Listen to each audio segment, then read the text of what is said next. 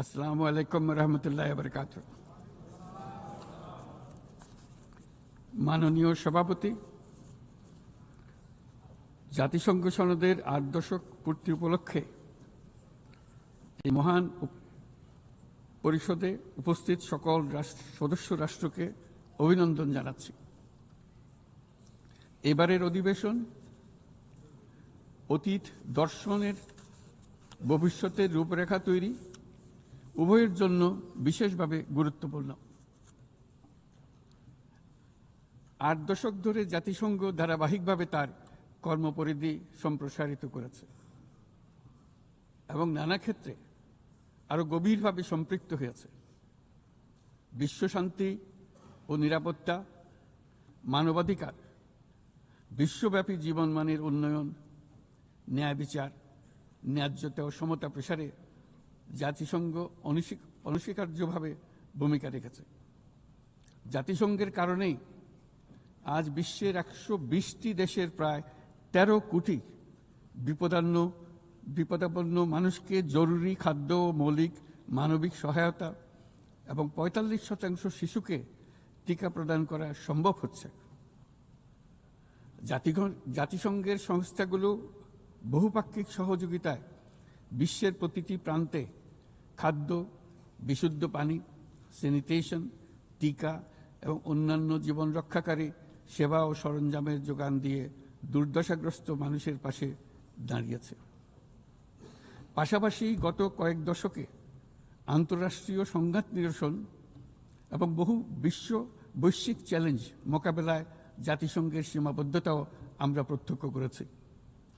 তবুও সামগ্রিকভাবে জাতিসংঘের ভূমিকা মানবজাতির জন্য ইতিবাচক ও কল্যাণকর।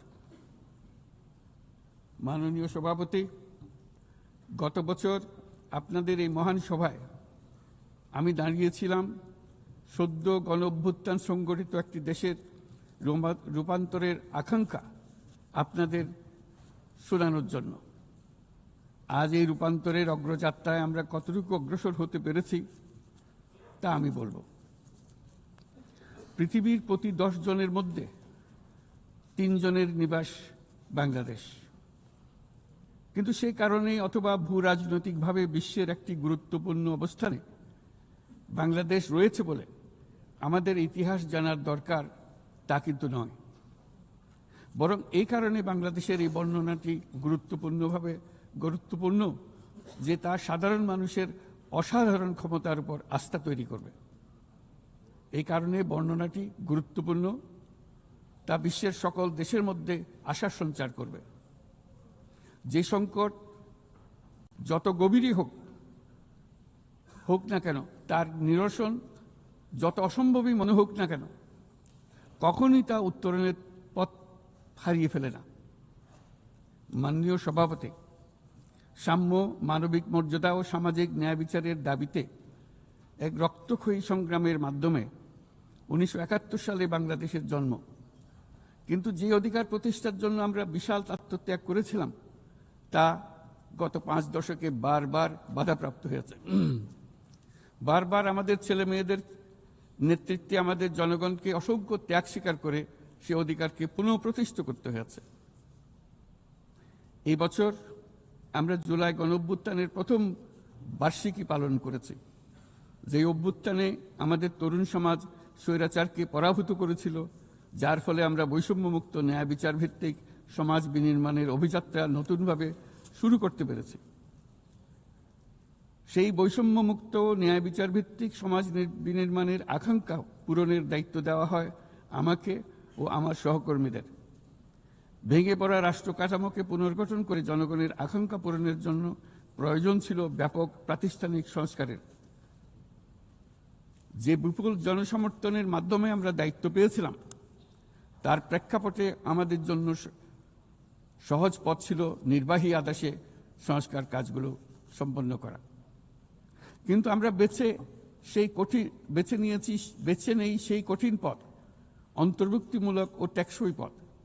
আমাদের লক্ষ্য ছিল ক্ষমতার ভারসাম্যপূর্ণ একটি গণতান্ত্রিক রাষ্ট্র কাঠামো গড়ে তোলা, যেখানে আর কোনো স্বৈরশাসকের আবির্ভাব হবে না, কোনো নির্বাচিত নেতা রাষ্ট্রের গণতান্ত্রিক স্বরূপকে ক্ষুণ্ণ করতে পারবে না, কিংবা রাষ্ট্র ও জনগণের রক্ষকরা ভক্ষকে পরিণত হতে পারবে না। শাসন ব্যবস্থা, বিচার বিভাগ, নির্বাচন ব্যবস্থা, জনপ্রশাসন, আইন শৃঙ্খলা রক্ষা, দুর্নীতি বিরোধী কার্যক্রম, নারী অধিকার সহ সকল জাতীয় গুরুত্বপূর্ণ ক্ষেত্রে প্রয়োজনীয় সংস্কার করার জন্য আমরা 11টি স্বাধীন সংস্কার কমিশন প্রতিষ্ঠা করি। কমিশনগুলি জনমত যাচাই ও গভীর পর্যালোচনা করে বিস্তারিতভাবে সংস্কার কার্যক্রম সমূহ সুপারিশ করে। এই সংস্কার সুপারিশগুলো টেকসইভাবে বাস্তবায়নের জন্য আমরা একটা জাতীয় ঐক্যমত্য কমিশন গঠন করি, যারা 30টিরও বেশি রাজনৈতিক দল ও জোটকে নিয়ে এই আলোচনায় বসে। এই কমিশনের লক্ষ্য ছিল সংস্কার প্রস্তাবগুলোর প্রতি দলমত নির্বিশেষে একটি টেকসই সামাজিক অঙ্গীকার তৈরি করা। আমাদের এই অন্তর্ভুক্তিমূলক পদক্ষেপ সফল হয়। আমরা জুলাই অভ্যুত্থানের 1 বছর পূর্তিতে রাজনৈতিক দলগুলোর সাথে একই মঞ্চে দাঁড়িয়ে সকলে মিলে জুলাই ঘোষণার মাধ্যমে এই সংস্কার কার্যক্রমের প্রতি আমাদের সময়াবদ্ধ অঙ্গীকার ব্যক্ত করি। অর্থাৎ আগামী নির্বাচনে যে দলে জনগণের সমর্থন পাক না কেন, সংস্কার কার্যক্রম বাস্তবায়নে আর কোনো অনিশ্চয়তার অবকাশ থাকবে না। আপনারা জানেন যে আগামী বছরের ফেব্রুয়ারি মাসে আমরা জাতীয় নির্বাচন অনুষ্ঠানের প্রস্তুতি নিচ্ছি। পাশাপাশি স্বচ্ছতা ও জবাবদিহিতা, আইনের শাসন নিশ্চিত করবার জন্য আমাদের নিরবচ্ছিন্নভাবে নাগরিক বান্ধব সংস্কার চালিয়ে যাচ্ছি। মাননীয়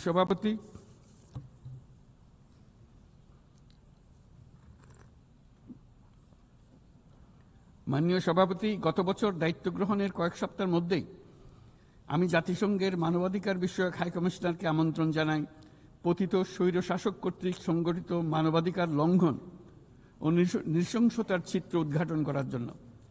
তারা মাঠ পর্যায়ে তদন্ত করে বিস্তারিত প্রতিবেদনের পাশাপাশি ভবিষ্যতে যাতে এই ধরনের অপরাধের পুনরাবৃত্তি না ঘটে সেই জন্য যেই সুপারিশমালা দিয়েছে তা আমরা আমাদের জাতীয় সংস্কার কার্যক্রমে যুক্ত করেছি।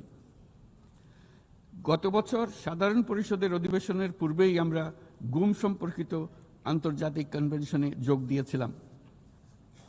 এখন এর বিধানসমূহ জাতীয় ক্ষেত্রে বাস্তবায়নের জন্য প্রয়োজনীয় আইন প্রণয়নের কাজ চলমান রয়েছে।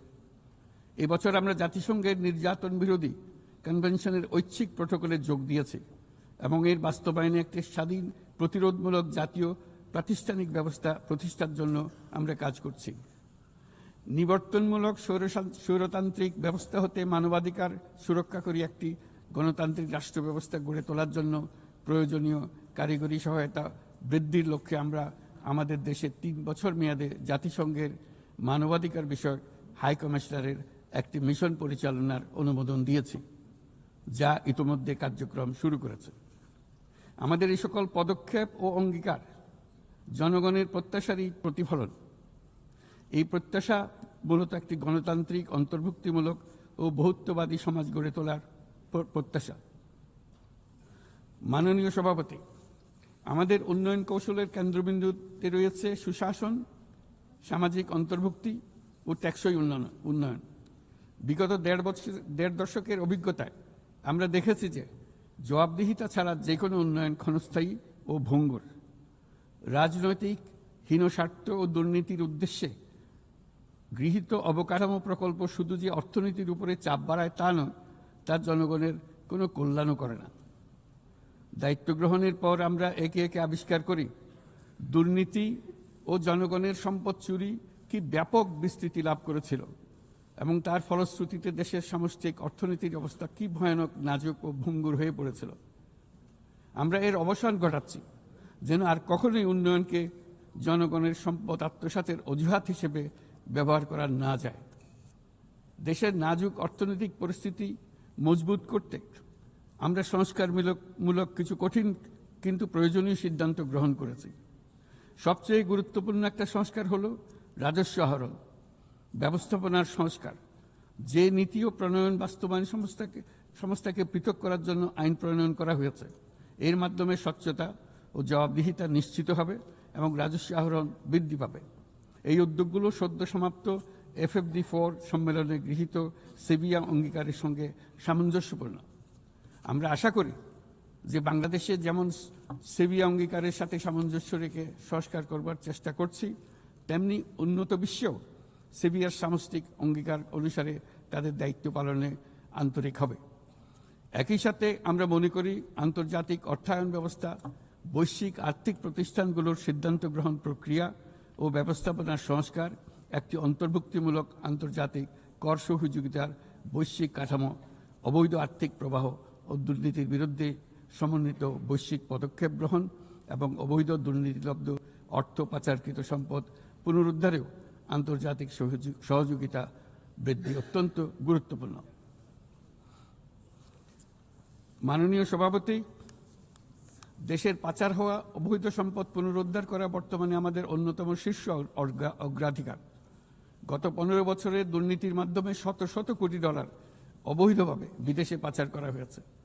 আমরা নিরলসভাবে এই সম্পদ ফেরত আনার চেষ্টা করছি, কিন্তু সংশ্লিষ্ট দেশগুলোর আইনি প্রক্রিয়া এবং অন্যান্য নানাবিধ প্রতিবন্ধকতার কারণে আমাদের এই প্রচেষ্টা বারে বারে বাধাগ্রস্ত হচ্ছে। সংশ্লিষ্ট দেশগুলোর দৃঢ় সদিচ্ছা ছাড়া আমরা পাচার হওয়া অবৈধ সম্পদ পুনরুদ্ধারে সফল হতে পারছি না।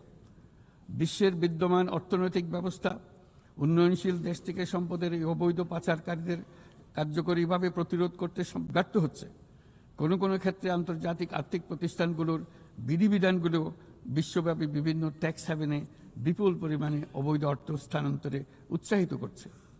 তাই যেসব দেশ ও প্রতিষ্ঠান এই পাচারকৃত সম্পদ গচ্ছিত রাখবার সুযোগ দিচ্ছে, তাদের আমি আহ্বান জানাচ্ছি তারা যেন এই অপরাধের সঙ্গে শরিক না হয়। এই সম্পদ তার প্রকৃত মালিককে অর্থাৎ কৃষক, শ্রমিক এবং সাধারণ করদাতাদের নিকট ফিরিয়ে দেন।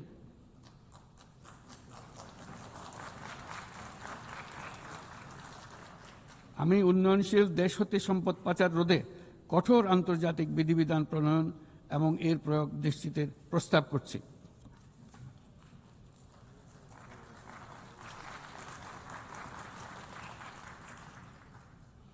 মাননীয় সভাপতি, রাজস্ব খাতের ঐতিহাসিক সংস্কারের পাশাপাশি আমরা বাজারভিত্তিক মুদ্রা বিনিময় হার চালু করেছি। ব্যাংক খাতে অ্যাসেট কোয়ালিটি রিভিউ, নতুন ব্যাংক রেজলিউশন অধ্যাদেশ, আসন্ন ডিপোজিট প্রোটেকশন অধ্যাদেশের মাধ্যমে শৃঙ্খলা ও স্থিতিশীলতা ফিরিয়ে আনছি। পুঁজিবাজারে সংস্কার, টাস্কফোর্স ও শক্তিশালী তদন্ত ব্যবস্থার মাধ্যমে তদারকি আধুনিকীকরণ করেছি। সরকারি ক্রয় ব্যবস্থায় ডিজিটাল টেন্ডারিং বাধ্যতামূলক করা হয়েছে এবং স্বার্থের সংঘাত সংশ্লিষ্ট তথ্য প্রকাশ বাধ্যতামূলক করা হয়েছে। পাশাপাশি নতুন পাবলিক অ্যাকাউন্টস অডিট অধ্যাদেশের মাধ্যমে জবাবদিহিতা আরও জোরদার করা হয়েছে। শুধুমাত্র আর্থিক স্থিতিশীলতা অর্জনের সীমাবদ্ধ না থেকে আমরা বিনিয়োগ বান্ধব পরিবেশ গড়ে তুলছি। বাংলাদেশ সিঙ্গল উইন্ডো এখন 19টি সংস্থাকে একীভূত করে কাস্টম প্রক্রিয়া সহজ করেছে। দ্রুত বাণিজ্যিক বিরোধ নিষ্পত্তির জন্য বিশেষায়িত বাণিজ্য আদালত গঠিত হয়েছে। বিনিয়োগ উন্নয়ন কর্তৃপক্ষ বা বিডা ওয়ান স্টপ সার্ভিস সাবলীলভাবে প্রদানের জন্য সমন্বয় কমিটি গঠন করেছে। নিয়ন্ত্রণ কর্তৃপক্ষগুলোকে একই ছাদের নিচে নিয়ে আসা হয়েছে এবং ভিসা ও ওয়ার্ক পারমিট প্রক্রিয়া সহজ করা হয়েছে। এফডিআই, হিটম্যাপ ও জাতীয় সেমিকন্ডাক্টর টাস্কফোর্স বিনিয়োগকারীদের কাছে উচ্চ সম্ভাবনাময় খাতগুলোর তথ্য সহজ ও স্বচ্ছভাবে তুলে ধরছে। বাণিজ্য লজিস্টিক্সেও উন্নতি ঘটেছে। চট্টগ্রাম বন্দরে গত আগস্টে কন্টেইনার হ্যান্ডলিংয়ে 27% প্রবৃদ্ধি ঘটেছে, যা দক্ষতার উল্লেখযোগ্য অগ্রগতি নির্দেশ করে। এসব উদ্যোগ অর্থনৈতিক শাসন ব্যবস্থাকে যেমন সুদৃঢ় করেছে, তেমনি বিনিয়োগকারীকেও নিরাপদ করেছে। এইসব সংস্কারের ফলে বাংলাদেশ এখন টেকসই ও অন্তর্ভুক্তিমূলক বিনিয়োগ ও অর্থনৈতিক প্রবৃদ্ধির এক পর্যায়ে প্রবেশ করেছে। এর পাশাপাশি এত স্বল্প সময়ে অর্থনৈতিকভাবে ঘুরে দাঁড়ানোর পেছনে আমাদের প্রবাসীরা গুরুত্বপূর্ণ অবদান রেখেছেন।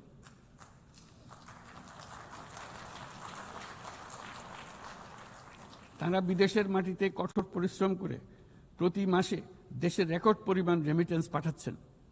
শুধু বাংলাদেশেই নয়, স্বাগতিক দেশগুলোতেও তাদের বিশাল অবদান রয়েছে। তারা সেখানে বহুল চাহিদা সম্পন্ন সেবা প্রদান করছেন। এটি তাই আমাদের জন্য যেমন তেমনি স্বাগতিক দেশগুলোর জন্য সমানভাবে লাভজনক। উভয় দেশের জন্যই তা উপকারী। এই প্রসঙ্গে আমি জানাতে চাই, আমরা শ্রম অধিকার সংস্কার নিয়ে এগিয়ে যাচ্ছি। ইতিমধ্যেই স্বাধীন শ্রম সংস্কার কমিশনের সুপারিশ বাস্তবায়নে একটি কমিটি গঠিত হয়েছে। বাংলাদেশ শ্রম আইন সংশোধনের কাজ চূড়ান্ত পর্যায়ে রয়েছে, যেখানে ট্রেড ইউনিয়ন প্রক্রিয়া সহজ করা, মাতৃত্বকালীন ছুটি বৃদ্ধি ও আনুষ্ঠানিক ও অনানুষ্ঠানিক উভয় খাতের শ্রমিকদের জন্য সামাজিক সুরক্ষা সম্প্রসারণের পদক্ষেপ অন্তর্ভুক্ত করা হচ্ছে। ট্রেড ইউনিয়নের জন্য অনলাইন নিবন্ধন ব্যবস্থা চালু করা হয়েছে এবং নিবন্ধন প্রক্রিয়াকে আরও সহজ করার জন্য বিষয়টি বিবেচনা করা হচ্ছে। পাশাপাশি শ্রমিকদের অধিকার সুরক্ষা আমাদের অঙ্গীকারের নিদর্শন স্বরূপ সম্প্রতি আমরা ইসলামী সহযোগিতা সংস্থার লেবার সেন্টারের সংবিধানটি স্বাক্ষর করেছি। এই কারণেই আমরা নিরাপদ, সুশৃঙ্খল ও নিয়মিত অভিবাসনকে সমর্থন করি এবং যেসব দেশে প্রবাসী শ্রমিকরা যান সেসব দেশে তাদের জন্য সহমর্মিতা ও সুরক্ষা নিশ্চিত করার আহ্বান জানাচ্ছি। উন্নত বিশ্ব যেখানে বয়স্ক জনসংখ্যার চাপে ভুগছে, সেখানে বাংলাদেশ অতি সৌভাগ্যবান। আমাদের 60শতাংশেরও বেশি মানুষের বয়স 35 বছরের নিচে।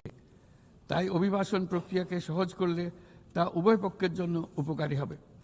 তরুণ জনসংখ্যার এই সুবিধাকে কাজে লাগিয়ে আমরা উন্নত বিশ্বের শ্রম সমস্যার সমাধান ও প্রয়োজন মেটাতে সক্ষম হব। মাননীয় সভাপতি, বাংলাদেশের তরুণ প্রজন্ম ইতিমধ্যে প্রমাণ করেছে যে তারা সমাজ পরিবর্তনের চালিকা শক্তি। আমরা তাদের দক্ষতা উন্নয়নে বিনিয়োগ করছি। তথ্য প্রযুক্তি, কৃত্রিম বুদ্ধিমত্তা, নবায়নযুক্ত শক্তি, পরিবেশ বান্ধব প্রযুক্তি সহ বিভিন্ন ক্ষেত্রে তাদের প্রশিক্ষণ দিচ্ছি। আমাদের লক্ষ্য হলো প্রত্যেক তরুণকে শুধুমাত্র চাকরি প্রার্থীর পরিবর্তে আমরা তাদেরকে উদ্যোক্তা হিসেবে গড়ে তুলতে চাই। এই উদ্দেশ্যে আমরা জাতিসংঘের সঙ্গে অংশীদারিত্বে মাঠ পর্যায়ে তরুণদের সঙ্গে সরকারের শীর্ষ নীতি নির্ধারকদের যুক্ত করার একটা স্থায়ী মাধ্যম চালু করেছি। ইতিমধ্যেই এই বিষয়ে সারা দেশে একাধিক পরামর্শ সভার আয়োজন করা হয়েছে। আজকের তরুণরা স্থানীয় পর্যায় থেকে জাতীয় পর্যায় পর্যন্ত সিদ্ধান্ত গ্রহণে অনলাইন, অফলাইন ফোরাম, জরিপ এবং প্রচারণার মাধ্যমে তাদের জনপ্রতিনিধিদের সঙ্গে সরাসরি যুক্ত থাকতে চায়। তারা নেতৃত্ব বিকাশ, দক্ষতা বৃদ্ধি এবং ডিজিটাল সক্ষমতা উন্নয়নের জন্য আরও বেশি সুযোগ চায়। তারা চায় এই প্রক্রিয়ায় জবাবদিহিতা অন্তর্ভুক্ত থাকুক, নিয়মিত অগ্রগতি প্রতিবেদন এবং অব্যাহত সংলাপের প্রতিশ্রুতি থাকুক। সর্বোপরি প্রক্রিয়াটি হোক অন্তর্ভুক্তিমূলক, যাতে নারী, সংখ্যালঘু সম্প্রদায়, প্রতিবন্ধী, প্রান্তিক জনগোষ্ঠী সকলের অংশগ্রহণ ও নেতৃত্বের সমান সুযোগ থাকে। তরুণদের নিয়ে পরিকল্পনার ক্ষেত্রে এই বছরটি বিশেষভাবে গুরুত্বপূর্ণ, কারণ এই বছর আমরা বিশ্ব যুব পরিকল্পনায় 30তম বার্ষিকী পালন করছি। শুধু বর্তমান প্রজন্মের তরুণদের চ্যালেঞ্জ নয়, এই বছর তাই ভবিষ্যতেও তারা যে সংকট ও সমস্যার মুখোমুখি হবে তা অনুধাবন করে তার সম্ভাব্য সমাধান খুঁজে বের করারও সুযোগ এনে দিয়েছে। দ্রুত পরিবর্তনশীল প্রযুক্তির এই যুগে উন্নয়নশীল বিশ্বের তরুণদের জন্য আরও গভীর এক ডিজিটাল বিভাজন তৈরি হওয়ার ঝুঁকি আজ আমাদের একটি বড় উদ্বেগ। কোয়ান্টাম কম্পিউটিং, কৃত্রিম বুদ্ধিমত্তা, ভাষাভিত্তিক বৃহৎ মডেল কিংবা আধুনিক যোগাযোগ ব্যবস্থা, এইসব প্রযুক্তি যেন তাই পক্ষপাতদুষ্ট না হয় এবং এর সুফল যেন ন্যায্যভাবে সবার কাছে পৌঁছায়, তা আজ আমাদের নিশ্চিত করতে হবে। অন্যথায় বিশ্বব্যাপী এমন একটি প্রজন্ম তৈরি হবার ঝুঁকি রয়েছে যারা নিজেদেরকে বঞ্চিত, প্রান্তিক, অন্যায় অবিচারের শিকার হিসেবে বিবেচনা করবে। তারা সকল ধরনের ক্ষতিকারক প্রলোভনের সহজ লক্ষ্যবস্তুতে পরিণত হবে। আমরা মনে করি প্রযুক্তিগত উন্নয়নের সুফল বিশ্বব্যাপী ছড়িয়ে দিয়ে তরুণদের ঝুঁকিমুক্ত রাখার জন্য শুধু প্রযুক্তিগত উদ্ভাবন যথেষ্ট নয়, প্রয়োজন সামাজিক উদ্বোধন। আমরা প্রায় অর্ধ শতাব্দী আগে ক্ষুদ্র ঋণের ধারণা নিয়ে এসেছিলাম। তখন সেটি ছিল প্রথাগত ধারণার বিরুদ্ধে এক বৈপ্লবিক নিরীক্ষা, কিন্তু আজ বিশ্বব্যাপী তা মূলধারার হাতিয়ার হিসেবে স্বীকৃত। ক্ষুদ্র ঋণ লক্ষ লক্ষ মানুষকে দারিদ্র্য থেকে মুক্ত করেছে। উদাহরণস্বরূপ এমনকি মার্কিন যুক্তরাষ্ট্রে গ্রামীণ আমেরিকা বছরে এখন $6 বিলিয়ন এখন সব মিলিয়ে $6 বিলিয়ন উপর ঋণ নিম্ন আয়ের নারী উদ্যোক্তাদের মধ্যে বিতরণ করেছে এবং এর প্রায় শতভাগ নিয়মিতভাবে পরিশোধ করে যাচ্ছে।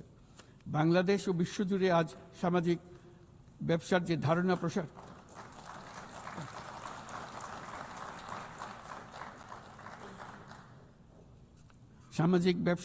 ধারণা প্রসার করেছি, এটি এমন একটি ব্যবসা যার সম্পূর্ণ মুনাফা সামাজিক কল্যাণে পুনর্বিনিয়োগ করা হয়। সামাজিক ব্যবসা প্রমাণ করেছে যে প্রতি মানুষের উদ্যোক্তা হওয়ার সত্তা সামাজিক কল্যাণে এবং সামাজিক সমস্যা সমাধানে কাজে লাগানো সম্ভব।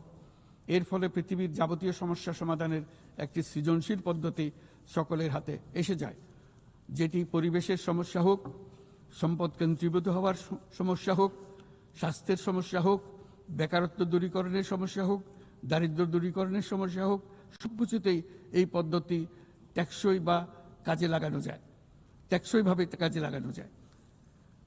মাননীয় সভাপতি, জলবায়ু সংকট চ্যালেঞ্জের মোকাবেলায় বিশ্বজনীন তাপমাত্রা বৃদ্ধি 1.5 ডিগ্রি সেলসিয়াসের সীমাবদ্ধ রাখার লক্ষ্যমাত্রা আজ আমাদের হাতছাড়া হয়ে গেছে। প্রতি বছর $100 বিলিয়ন জলবায়ু সহায়তার প্রতিশ্রুতিও পূরণ হয়নি।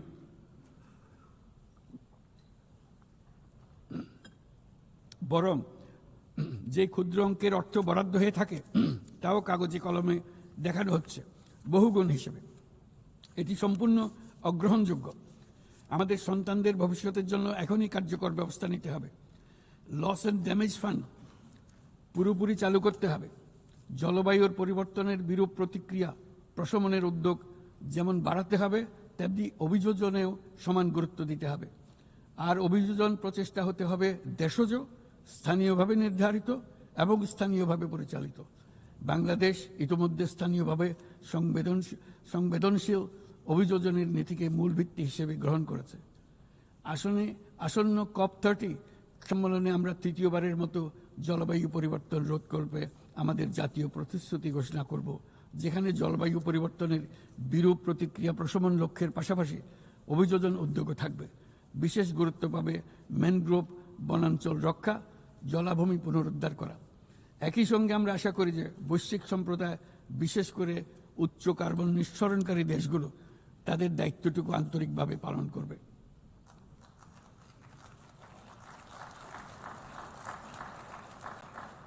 মাননীয় সভাপতি, বর্তমানের আরেকটি বড় চ্যালেঞ্জ হলো বিশ্ব বাণিজ্যে সংরক্ষণবাদের উত্থান। আমাদের সময়ে আমরা দেখেছি বাণিজ্য ও বিশ্বায়নের সুফল মাত্র 3 দশকে 100 কোটি মানুষকে দারিদ্র্য থেকে মুক্ত করেছে। এখন যদি আমরা উল্টো পথে হাঁটি তবে আমাদের সন্তানদের সেই সুযোগ আর থাকবে না। এটা অনস্বীকার্য যে বাণিজ্যের ক্ষেত্রে প্রতিটি দেশের সার্বভৌম স্বার্থ সুরক্ষিত রাখতে হবে এবং কোনো দেশকে তার সাধ্যের অতিরিক্ত বোঝা বইতে দেওয়া যাবে না। কিন্তু বৈশ্বিক শান্তি ও সমৃদ্ধি টিকিয়ে রাখার স্বার্থে উন্মুক্ত, ন্যায়সঙ্গত, নিয়মভিত্তিক বৈশ্বিক বাণিজ্যের কোনো বিকল্প নেই। তাছাড়া বৈশ্বিক বাণিজ্যে দ্রুত সামাজিক ব্যবসার প্রসার ঘটাতে হবে। উন্নয়ন সহায়তার একটি বড় অংশ সামাজিক ব্যবসায় প্রসারে বিশ্বময় ক্রমাগতভাবে জোরদার করতে হবে। আমার প্রজন্মে দেখেছি কিভাবে একটি পারস্পরিক নির্ভরশীল বৈশ্বিক অর্থনৈতিক ব্যবস্থা যে কোনো সংঘাতকে ব্যয়বহুল করে তুলেছে এবং বিশ্বের শান্তি টিকিয়ে রাখতে সাহায্য করেছে। আজ বিশ্বব্যাপী 120টিরও বেশি সশস্ত্র সংঘাত চলছে। পারস্পরিক অর্থনৈতিক নির্ভরশীলতা ভেঙে গেলে এরকম সংঘাত আরও বাড়বে, ব্যাহত হবে উন্নয়ন, বিনষ্ট হবে বিশ্ব শান্তি। মাননীয় সভাপতি, আমাদের প্রতিবেশী দেশ মায়ানমারে চলমান সংঘাত সমগ্র অঞ্চলের জন্য গভীর উদ্বেগজনক পরিস্থিতির সৃষ্টি করেছে। এটি যে শুধু আঞ্চলিক স্থিতিশীলতাকে ঝুঁকিতে ফেলছে তা নয়, বরং বাংলাদেশে আশ্রয়প্রাপ্ত বলপূর্বক বাস্তুচ্যুত রোহিঙ্গাদের তাদের মাতৃভূমি মায়ানমারে প্রত্যাবাসনকেও কঠিন করে তুলেছে। 8 বছর পার হয়ে গেল, রোহিঙ্গা সংকটের কোনো সমাধান হলো না। উপরন্তু বাংলাদেশ প্রতিনিয়তই মায়ানমার থেকে আগত রোহিঙ্গাদের আশ্রয় দিয়ে চলেছে। স্পষ্টতই সাংস্কৃতিক পরিচয়ভিত্তিক রাজনীতির কারণে রোহিঙ্গাদের উপর অধিকার বঞ্চনা ও নির্যাতন রাখাইনে অব্যাহত রয়েছে। রোহিঙ্গাদের প্রান্তিকীকরণ প্রক্রিয়া আর চলতে দেওয়া যাবে না। যেসব বৈষম্যমূলক নীতি ও কর্মকাণ্ড আজকের এই পরিস্থিতি তৈরি করেছে তার সমাধান ও প্রতিকারমূলক ব্যবস্থা এখনই গ্রহণ করা সম্ভব। তার জন্য পূর্ণাঙ্গ জাতীয় সংঘাত রাজনৈতিক মীমাংসার অপেক্ষা করার প্রয়োজন নেই। রাখাইনের সমস্যাগুলো চূড়ান্তভাবে রাজনৈতিক সমাধান করা দরকার। তবে এর জন্য রাখাইন অঞ্চলের সংশ্লিষ্ট সকল জাতিসত্তার অংশগ্রহণে এমন একটি বন্দোবস্ত প্রয়োজন যেন রোহিঙ্গারা সম অধিকার ও নাগরিকত্ব সহ সমাজের অংশ হতে পারে।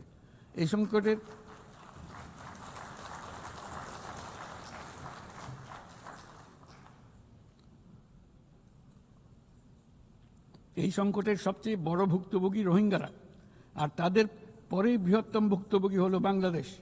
তবে আমাদের মনে রাখতে হবে যে রোহিঙ্গা সংকট কোনোভাবেই মায়ানমারের সঙ্গে বাংলাদেশের কোনো দ্বিপাক্ষিক বিষয় নয়, বরং আমরা শুধু একটি দায়িত্বশীল প্রতিবেশী এবং আন্তর্জাতিক সম্প্রদায়ের দায়িত্বশীল সদস্য হিসেবে আমাদের দায়িত্ব পালন করে যাচ্ছি।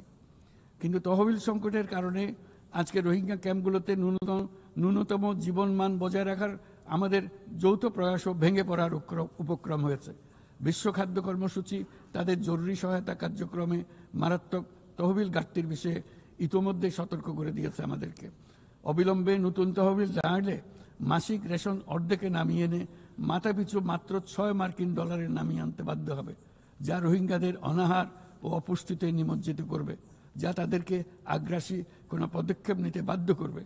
তহবিলের অতিরিক্ত কাটছাট হলে তা নিঃসন্দেহে সুরক্ষা ও নিরাপত্তা ঝুঁকি বহুগুণ বৃদ্ধি করবে, যা ক্যাম্পের সীমানা ছাড়িয়ে যেতে পারে। তাই আমি বিদ্যমান দাতাদের সাহায্য বাড়াতে এবং সম্ভাব্য নতুন দাতাদের অনুদান প্রদানের আহ্বান জানাচ্ছি, যাতে এই বিপর্যয়কর পরিস্থিতি এড়ানো যায়। মানবিক সহায়তার জন্য নতুন ও বর্ধিত তহবিলের বাইরে আন্তর্জাতিক সম্প্রদায়কে অবশ্যই মায়ানমার সরকার এবং রাখাইনের অন্যান্য অংশীদারদের উপর ইতিবাচক পরিবর্তন ও দ্রুত রাজনৈতিক সমাধানের জন্য চাপ প্রয়োগ করতে হবে। অন্যান্য প্রতিবেশী দেশগুলোকেও তাদের দায়িত্ব পালন করতে হবে। রাখাইনে স্থিতিশীলতা আনতে আন্তর্জাতিক সম্প্রদায়ের যে কোনো যৌথ প্রচেষ্টায় সহযোগিতা দিতে বাংলাদেশ সর্বদা প্রস্তুত। আমরা আশা করি আগামী 30শে সেপ্টেম্বরের উচ্চ পর্যায়ের সম্মেলন বিশ্বব্যাপী দৃঢ় সংকল্প তৈরি করবে এবং রোহিঙ্গাদের জন্য বাস্তবসম্মত আন্তর্জাতিক সহায়তা নিশ্চিত করবে, যেখানে তহবিল সংগ্রহ সর্বোচ্চ অগ্রাধিকার পাবে। একই সঙ্গে আন্তর্জাতিকভাবে একটি রোডম্যাপ গৃহীত হবে এবং সময়াবদ্ধ কর্মপরিকল্পনা গ্রহণের মাধ্যমে রোহিঙ্গা সংকটের স্থায়ী সমাধান খুঁজে পাওয়া সম্ভব হবে। মাননীয় সভাপতি, শুধু মায়ানমার নয়, এবছর আমরা পৃথিবীর প্রায় প্রতিটি প্রান্তেই সংঘাত প্রত্যক্ষ করেছি।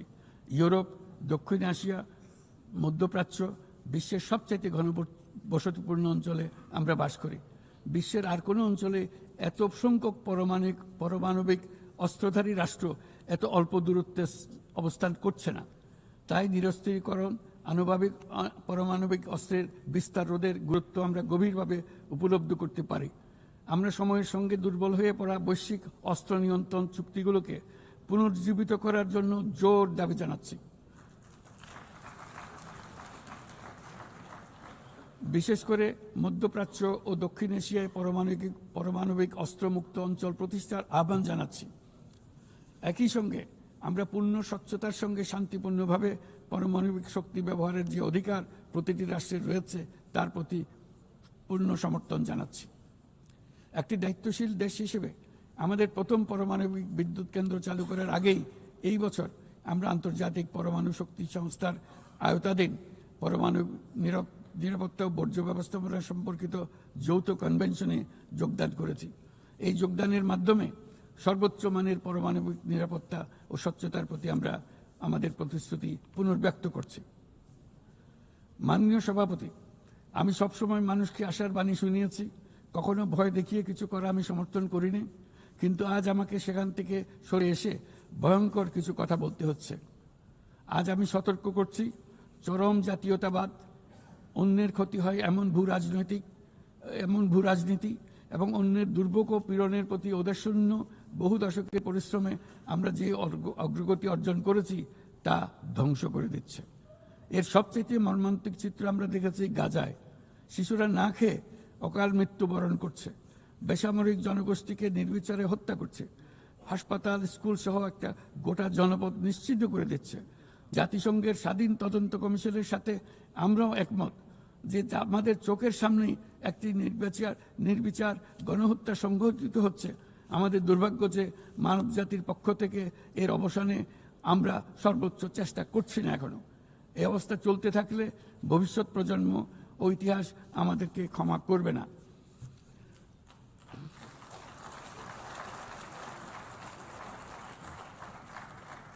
বাংলাদেশের জনগণ এই বিশ্বের বিবেকবান নাগরিকদের পক্ষ থেকে আমি আবারও জোরালো দাবি জানাচ্ছি যে পূর্ব জেরুজালেমকে রাজধানী করে একটি স্বাধীন ফিলিস্তিন রাষ্ট্র গঠনের মাধ্যমে এই সমস্যার দ্বিরাষ্ট্রীয় ভিত্তিক সমাধান এখনই বাস্তবায়ন করতে হবে।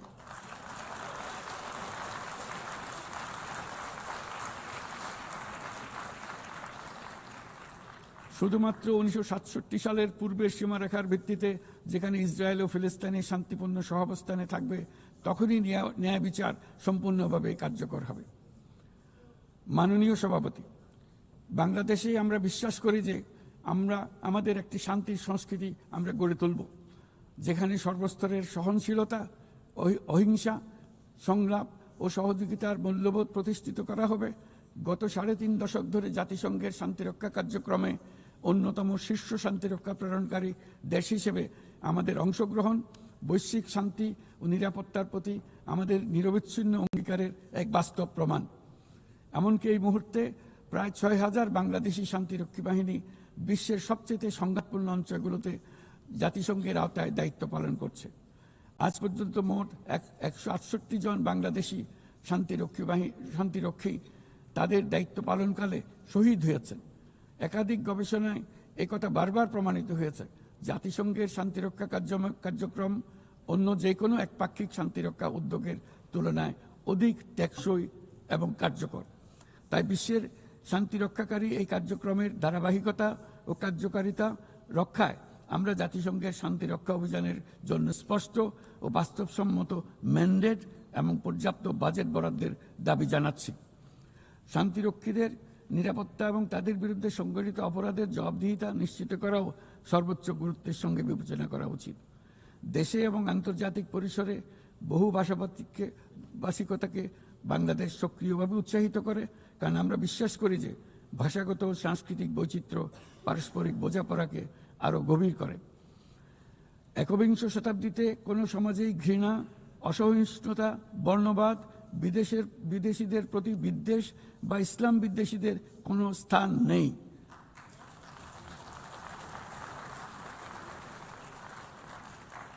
অথচ বর্তমানে বিভ্রান্তিমূলক প্রচারণা, ঘৃণাত্মক বক্তব্য গুরুতর উদ্বেগের বিষয় হয়ে দাঁড়িয়েছে। গত বছর বাংলাদেশে ছাত্র জনতার অভ্যুত্থান পরবর্তী সময়ে বিভিন্ন স্বার্থান্বেষী গোষ্ঠীর পক্ষ থেকে উদ্দেশ্যমূলকভাবে বিভ্রান্তিকর সংবাদ ছড়ানো হয়েছে, যা এখনও চলমান রয়েছে। এর সঙ্গে যুক্ত হয়েছে পরিকল্পিত মিথ্যা সংবাদ, কৃত্রিম বুদ্ধিমত্তা নির্ভর ডিপফেক এর প্রসার, যা পরিস্থিতিকে আরও জটিল করে তুলেছে। এসবের বিরুদ্ধে আমাদের একসঙ্গে কাজ করতে হবে, যাতে এসব বিকৃত কর্মকাণ্ড মানুষের আস্থাকে বিনষ্ট না করে কিংবা সামাজিক সম্প্রীতিকে দুর্বল করে না দেয়। মাননীয় সভাপতি, আমাদের শীর্ষ অগ্রাধিকারগুলোর মধ্যে অন্যতম হল নারীর ক্ষমতায়ন। আমাদের জাতীয় কবি কাজী নজরুল ইসলামের ভাষায়, বিশ্বে যা কিছু মহান সৃষ্টি চিরকল্যাণকর, অর্ধেক তার করিয়েছে নারী, অর্ধেক তার নর।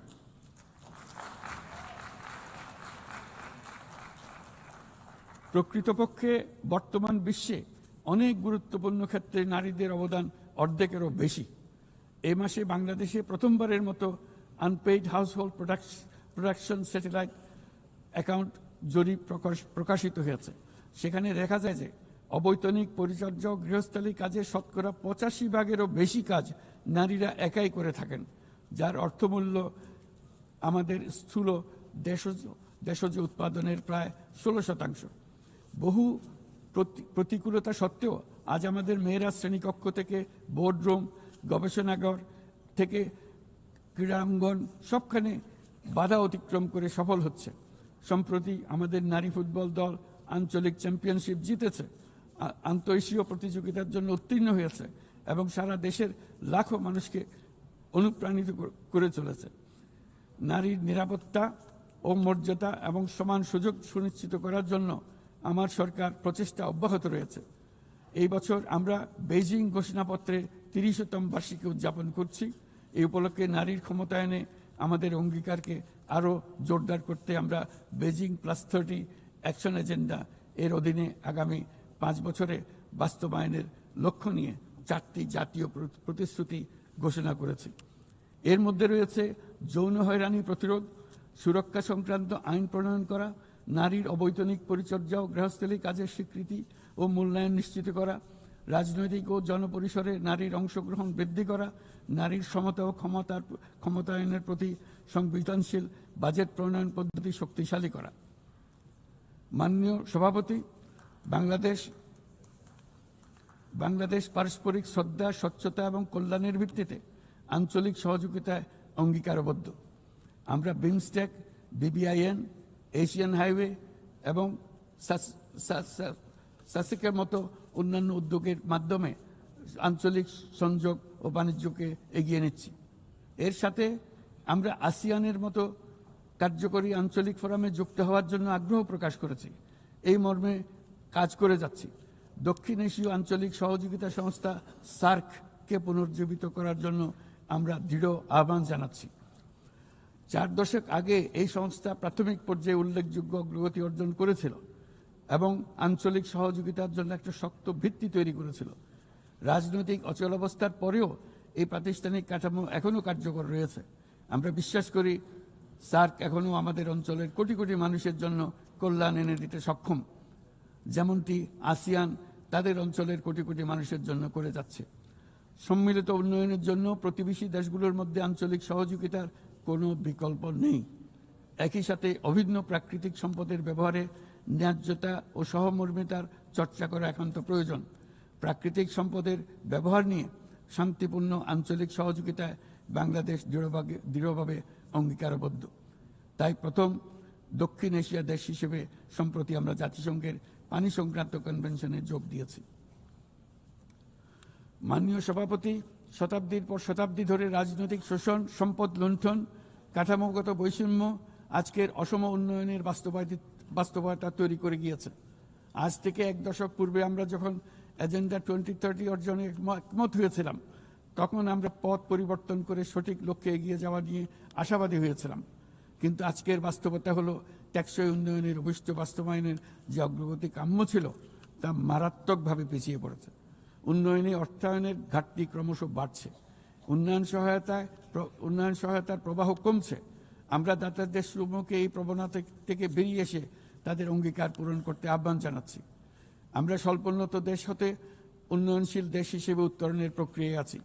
আমাদের মসৃণ ও টেকসই উত্তরণ নিশ্চিত করতে আন্তর্জাতিক সম্প্রদায়ের, বিশেষ করে জাতিসংঘের সংশ্লিষ্ট সংস্থাসমূহের সহযোগিতা অত্যন্ত জরুরি। তাদের সাহায্য সহায়তা আমরা কামনা করছি। এই বিষয়ে OHRLS সহ সংশ্লিষ্ট সংস্থাসমূহের কার্যক্রমকে সাধুবাদ জানাই। স্বল্পোন্নত দেশসমূহ এবং ঝুঁকিতে থাকা অন্যান্য দেশগুলোর প্রতি আমাদের কার্যকর সহযোগিতা প্রদানের জন্য আমরা আমাদের দপ্তরকে আরও শক্তিশালী করার আহ্বান জানাচ্ছি। একই সঙ্গে অনুদান ও ঋণের পাশাপাশি সরকারি ও বেসরকারি উদ্যোগে সামাজিক ব্যবসা খাতকে বিপুলভাবে এগিয়ে দিয়ে যাওয়ার জন্য আহ্বান জানাচ্ছি। এই নতুন পদ্ধতি দাতা ও গ্রহীতা উভয় দেশের জন্য মঙ্গলজনক হবে এবং উৎসাহব্যঞ্জক হবে। সৃজনশীলতার অতি উচ্চ পর্যায়ে যেতে আমাদের সহায়ক হবে। মাননীয় সভাপতি, বাংলাদেশের অগ্রগতি উন্নয়নের অভিযাত্রায় জাতিসংঘের অবদানকে আমরা সাধুবাদ জানাই।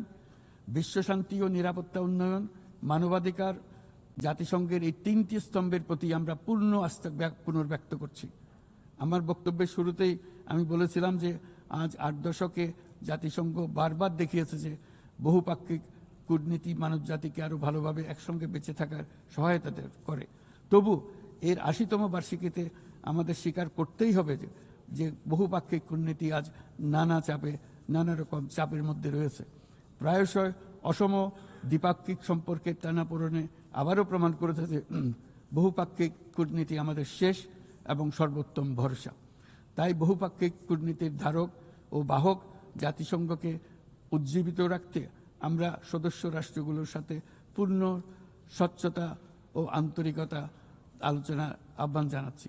বর্তমান সময়ের দাবি মেটাতে বহুপাক্ষিকতার প্রতি আমাদের যৌথ আকাঙ্ক্ষা পূরণ করতে হলে জাতিসংঘকে ক্রমাগত বিকশিত ও অভিযোজিত হতে হবে।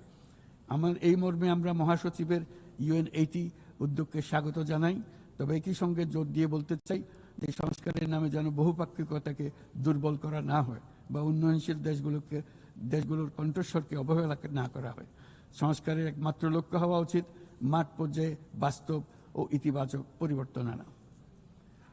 জনাব সভাপতি, গত বছর আমার জনগণ প্রমাণ করেছে যে জগতে অন্যায়ের বিনাশ অবশ্যম্ভাবী।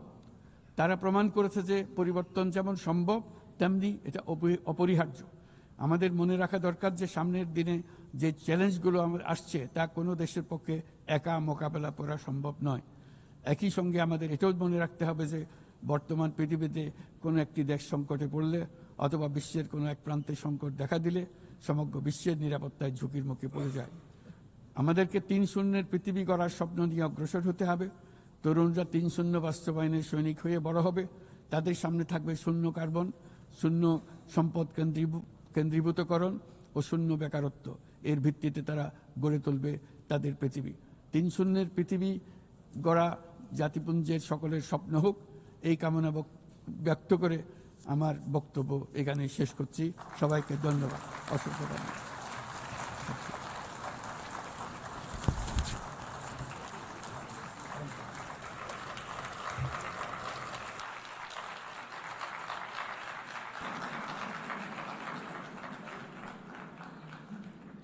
On behalf of the Assembly, I wish to thank the Chief Advisor of the Interim Government of the People's Republic of Bangladesh.